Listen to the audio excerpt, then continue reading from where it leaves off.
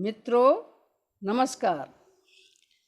भारत देश अनुपम सांस्कृतिक एवं ऐतिहासिक धरोहर भूमि है, जहाँ पर प्रत्येक भूभाग की सांस्कृतिक निधियाँ अपनी अपूर्व छटा से पर्यटकों का ध्यान आकर्षित करती हैं। साथियों, आज मैं आपके साथ एक सर्वथा नवीन विषय राजस्थान का विश्वविख्यात देशनोक माता का मंदिर विषय पर चर्चा करने जा रही हूँ।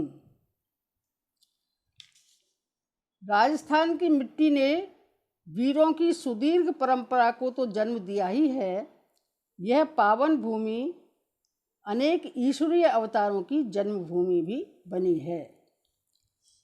देशनोक ऐसा ही एक धार्मिक स्थल है जिसे साक्षात देवी ने अपने निवास के द्वारा गरिमा प्रदान की है। क्या आपको पता है कि यहाँ चूहों का यह एकमात्र मंदिर है जहाँ लगभग 25,000 चूहे निडर होकर रहते हैं। इसे करनी माता मंदिर अथवा चूहों वाला मंदिर के नाम से भी जाना जाता है।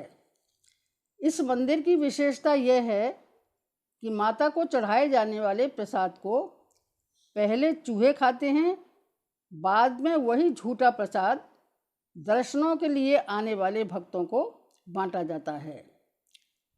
चूहों का झूठा प्रसाद खाने पर भी आज तक यहाँ कोई बीमार नहीं पड़ा।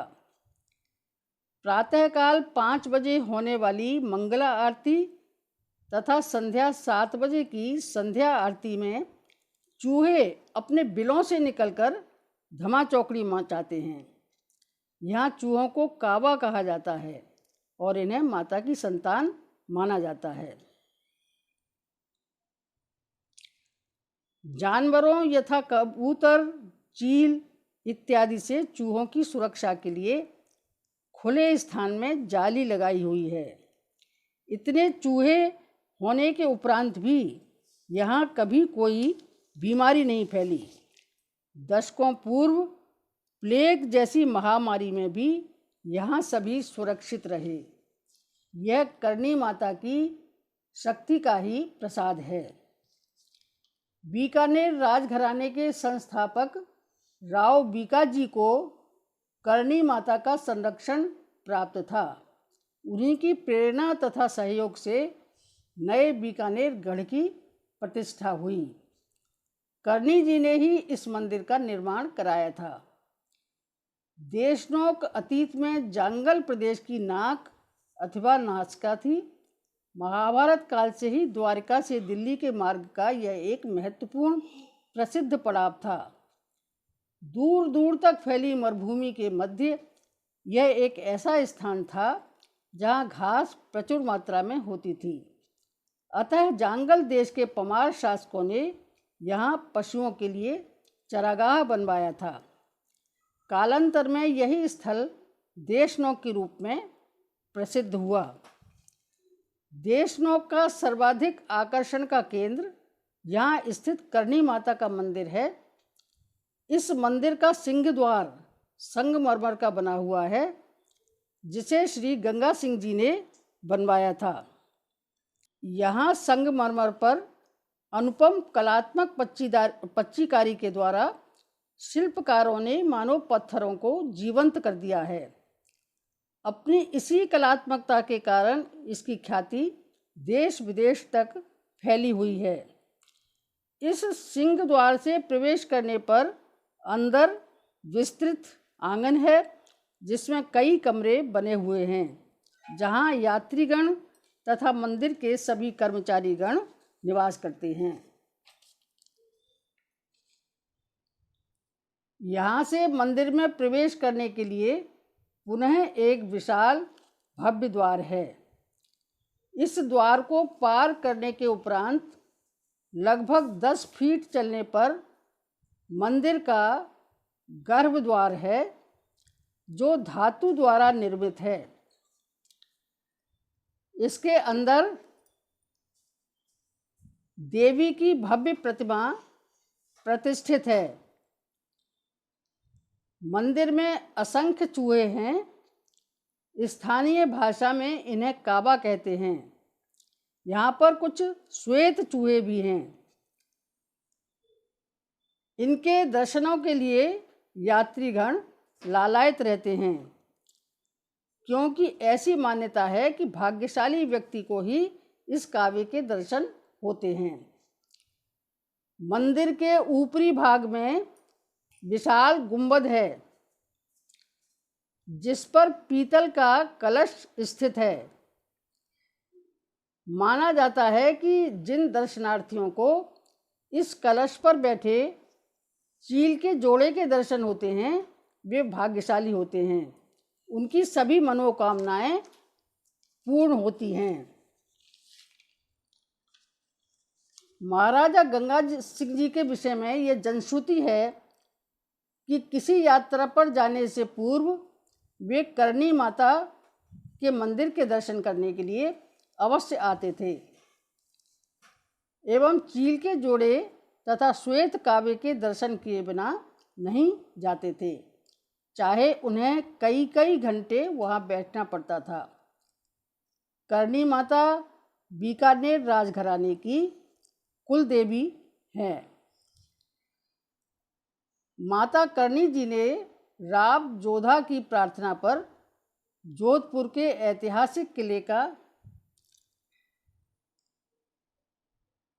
नींव डाली तथा राव जोधा जी की 28 पीढ़ियों को जोधपुर राज्य पर राज्य करने का वरदान दिया।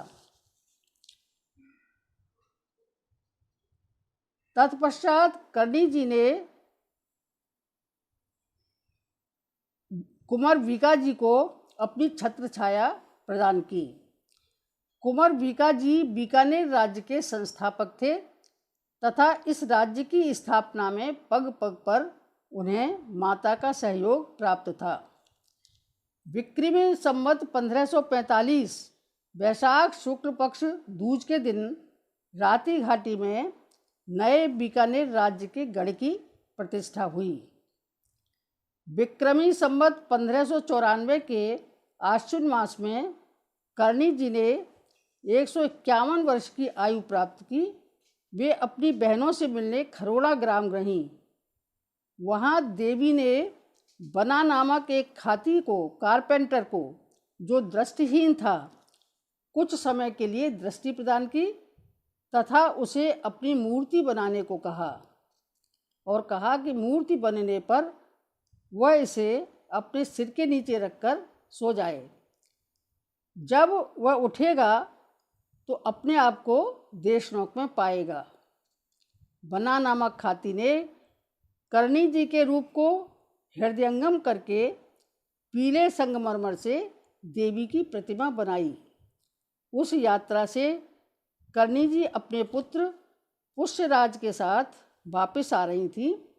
मार्ग में रथ रोककर उन्होंने पुत्र को तालाब से जल लेने के लिए भेजा तथा सेवक को घड़े में से जल की कुछ बूंदें लेकर सिर पर डालने को कहा। जैसे ही सेवक ने जल की बूंदें उनके सिर पर डाली, एक दिव्य ज्योति प्रकट हुई और उनका शरीर दिव्य ज्योति में विलीन हो गया। पुष्यराज जब जल लेकर लौटा तो आकाशवाणी हुई कि तुम लोग देशनोक चले जाओ। वहाँ एक हाथी मेरी मूर्ति लिए गुफा के बाहर सोता हुआ मिलेगा। इस मूर्ति को गुफा में स्थापित कर देना। ऐसा ही किया गया। गुफा में करणी जी की संगमरमर की प्रतिमा प्रतिष्ठित है, जो भूमि से 4 अंगुल ऊंची है। यह मूर्ति सिंदूर से ढकी रहती है। दोबारा डालना। मूर्ति का मुंह लंबा है, सिर पर मुकुट है, कानों में कुंडल हैं तथा दाहिने हाथ में त्रिशूल है एवं बाएं हाथ में नरमुंड है। देवी के समीप ज्योति हर समय प्रज्वलित रहती है। ऐसा माना जाता है कि करणी माता आज भी बीकानेर पर अपनी छत्र छाया बनाए हुए हैं। उनके रहते कोई आंतरिक या बाह्य शत्रु उनके भक्तों की ओर आँख उठाकर भी नहीं देख सकता। अनेक बार संकट के बादल छाए हैं। भारत पाकिस्तान युद्ध के समय भी बीकानेर के आसपास बमों को गिराया गया, किंतु बीकानेर का बाल भी बांका न हो सका। बीकानेर वासियों की आस्था है और अटल विश्वास भी कि करनी माता के संरक्षण में उन्हें कोई हानि नहीं पहुंचा सकता। इसी आस्था के साथ भक्तगण माता के दर्शन लाभ के लिए जाते हैं। न केवल देश के अपितु विदेशों से भी पर्यटक यहाँ आते हैं तथा मंदिर की भव्यता एवं सौंदर्य से अभिभूत होकर घंटों यहाँ देवी को और यहाँ के सौंदर्य को निहारते रहते हैं। वास्तव में धन्य है यह भारत भूमि जिसने ऐसे अवतारों को यहाँ जन्म दिया। साथियों, आज हमने माता जी के अद्भुत मंदिर तथा उसकी प्रचलित मान्यताओं के विषय में चर्चा की। अब अपने अगले वीडियो में हम करनी माता के जन्म से जुड़ी मान्यताओं एवं उनके द्वारा किए गए चमत्कारों के बारे में चर्चा करेंगे। कृपया देखना न भूलें। यदि यह जानकारी आपको पसंद आई है तो मेरे इस वीडियो को लाइक और शेयर अवश्य करें तथा चैनल को सब्सक्राइब करना न भूलें। धन्यवाद।